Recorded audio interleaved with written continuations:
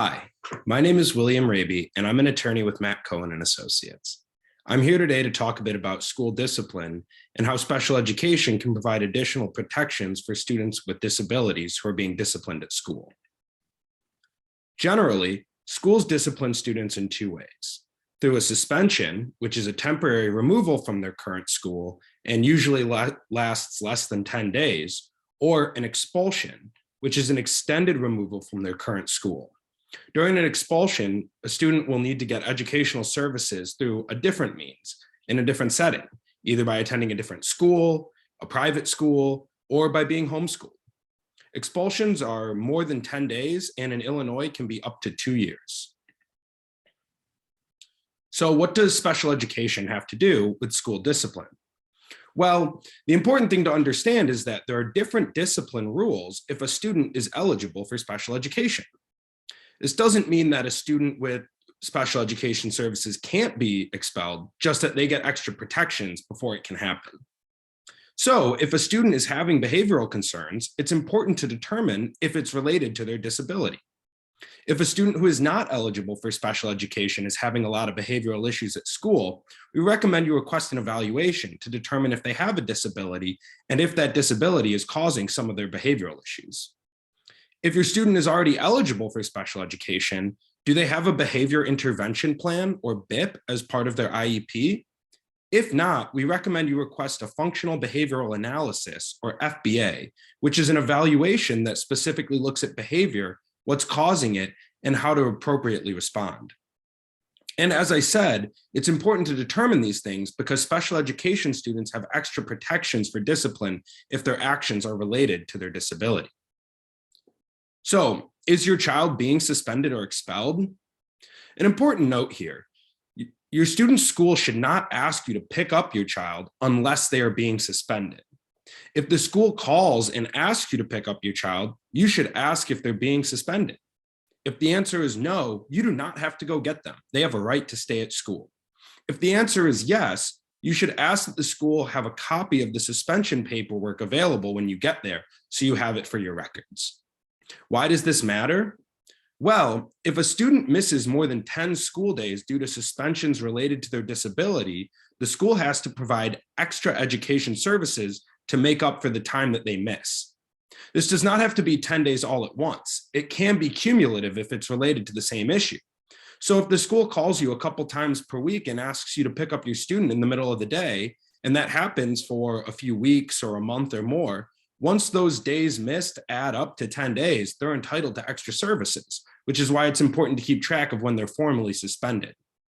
Also, if the school is suspending a student for more than 10 days cumulatively, or is trying to expel a student who has an IEP or a 504 plan, they must hold a manifestation determination review, or MDR, meeting before they can do so. What's an MDR? Well, it's a meeting to determine whether the student's behavior that led to the suspension or expulsion was related to their disability or the school's failure to implement their IEP. If the answer to this is yes, a student cannot be expelled for behaviors related to their disability or due to the school's failure. And instead of an expulsion, you should have an IEP meeting to create a behavior intervention plan or improve it if your student already has one. If the answer is no, your student can be expelled the same as any student without a disability.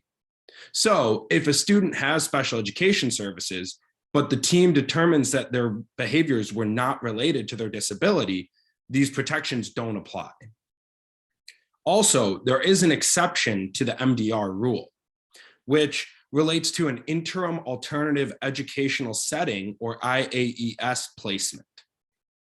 A school can move for an emergency change in placement to an interim alternative educational setting if your student has drugs at school, your student has a weapon at school, or your student seriously injures someone at school.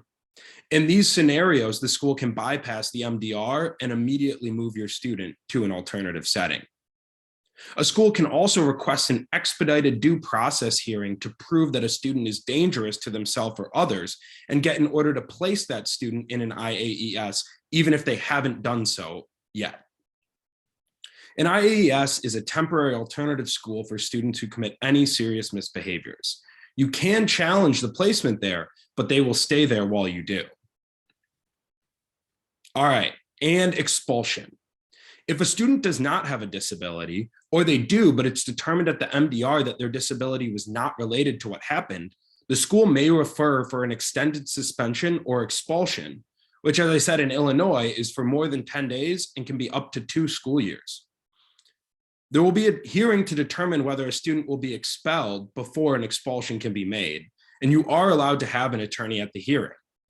You can also file for due process to challenge an expulsion decision. One thing to note here is that filing for due process is a special education procedure, whereas the expulsion hearing is not. Generally, an expulsion hearing, which is a regular ed procedure, will be in front of the district school board or a hearing officer that's appointed by the district school board. A due process proceeding is a special education proceeding, which will be in front of an independent hearing officer appointed by the State Board of Education. And there are different rules and procedures that apply whether you're doing a due process hearing or an expulsion hearing. Okay, so what now? Well, if your student is having behavioral issues in school, we recommend requesting an initial evaluation and/or an FBA. A good behavior intervention plan can make a big difference by preventing behaviors that will lead to discipline before they start. Also, it's important to make sure that your student's BIP addresses not only their behaviors, but their limitations. You want to make sure that it's noted in there if they have issues understanding rules or the consequences of their actions or how they respond to certain interaction with staff. Because if they do have a behavioral issue, you want to make sure that it was noted up front that they have these concerns and they may not have responded to intervention even if the school tried to stop it. Also, finally, if you think that the school is trying to expel your student or you have an upcoming MDR or expulsion hearing, we recommend you contact an attorney such as Matt Cohen and Associates to learn more about your student's rights and how they might apply in your specific scenario. You can contact Matt Cohen and Associates at 866-787-9270 or find us online at www.mattcohenandassociates.com. Thank you and have a good day.